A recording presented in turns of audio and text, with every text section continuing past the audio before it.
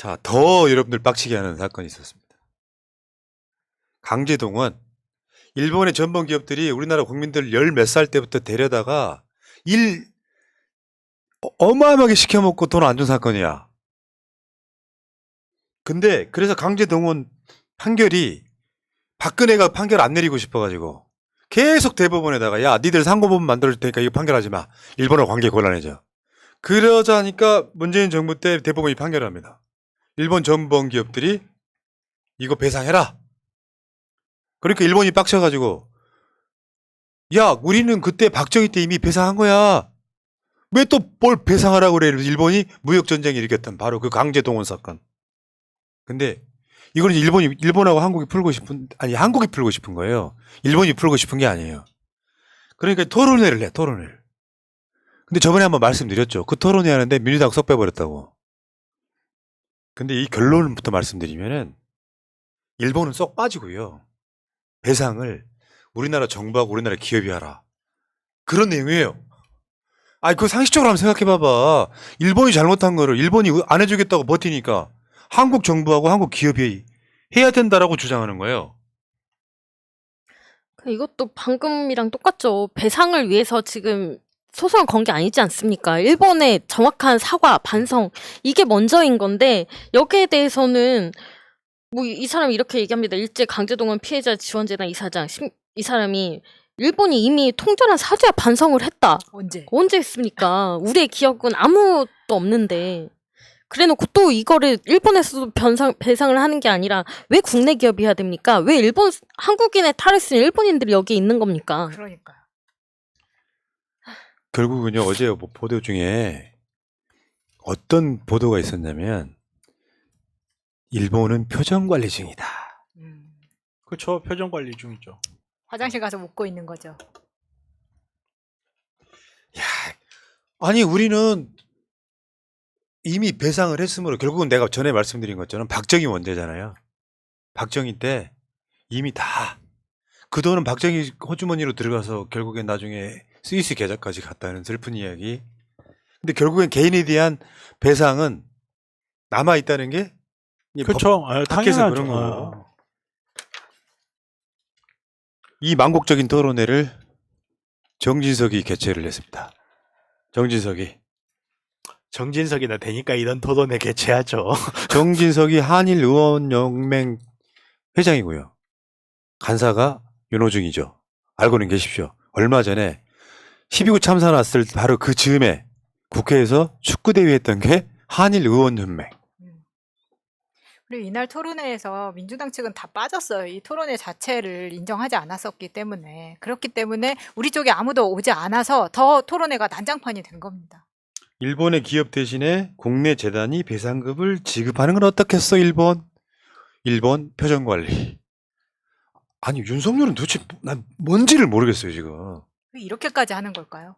윤석열이 일본한테 뭔가 대단한 신세를 지고 있는 건 확실해 보여요. 이것도 일본 기업도 배상에서 빠지고 지금 포스코 보고 하라는 거거든요. 그러니까 왜 포스코냐라고 했더니 아니 당시에 가장 많은 이득을 봤기 때문에 일본이 그 배상금으로 가장 먼저 지었던 공장이 포항제철이기 때문에 야 이게 무슨 말도 안 되는 개소리야 지금. 뭐야 갑자기. 아니 근데 원래 국제관계나 외교관계가 있기 때문에 저는 이런 게 방안으로 나올 수 있다고 생각해요. 근데 방안으로 나올 수 있다고 생각하는데 가장 중요한 게 빠졌잖아요 지금. 일본의 사죄와 반성. 그것도 일본한테 사죄와 반성을 이야기하는 것도 아니야 어떻게 보면. 그냥 일본 제철이라도 나와서 할 수 있는 거잖아요. 근데 그것조차 안 해. 어저께 토론회에 나온 사람 중에 이름은 일본, 이렇게 한국 사람인데 말하는 건 일본인 사람 하나 소개를 해드릴게요. 우리 박홍근 고려대 정치외교과.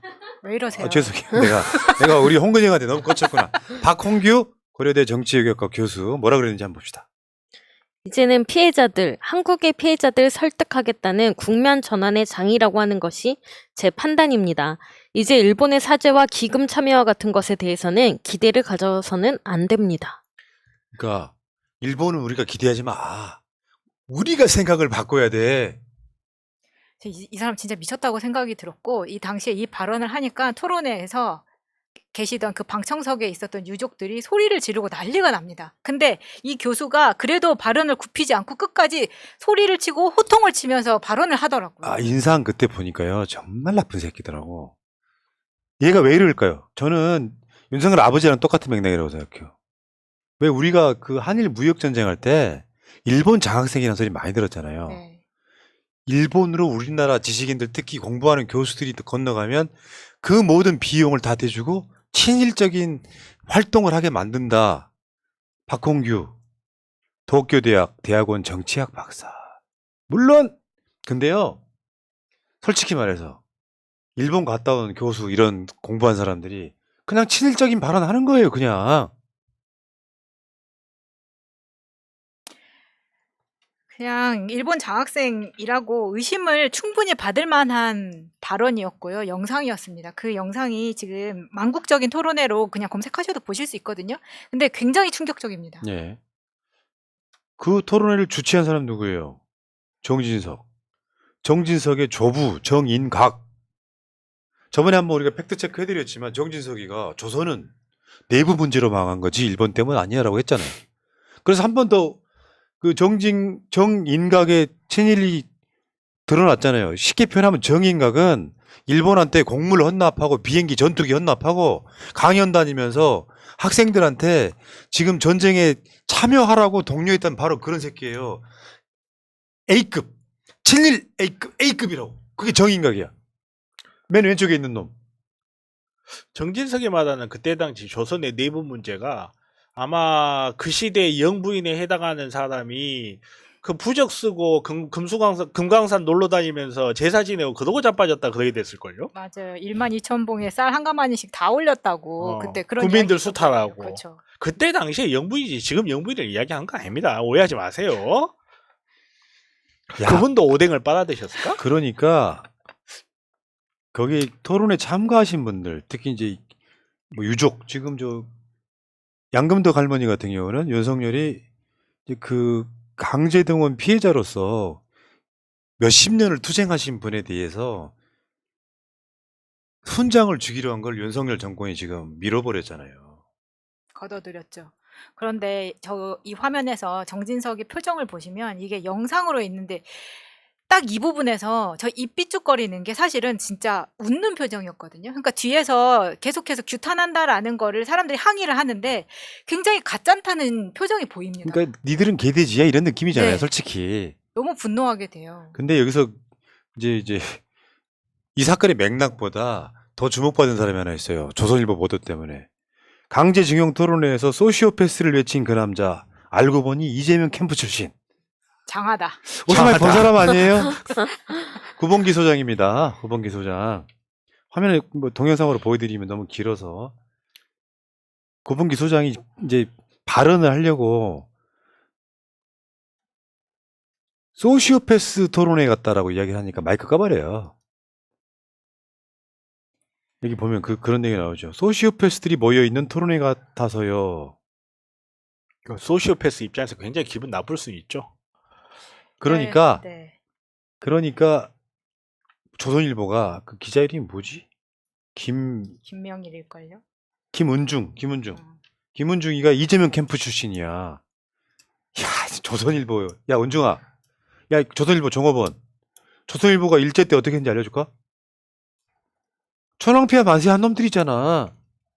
아니 김일성이가 남침해가지고 서울로 들어오니까 김일성 장군 만세했던 놈들이 조선일보잖아. 은중아, 니들 오너가 그런 사람들이야. 근데 이재명 캠프 출신이면 안 되냐?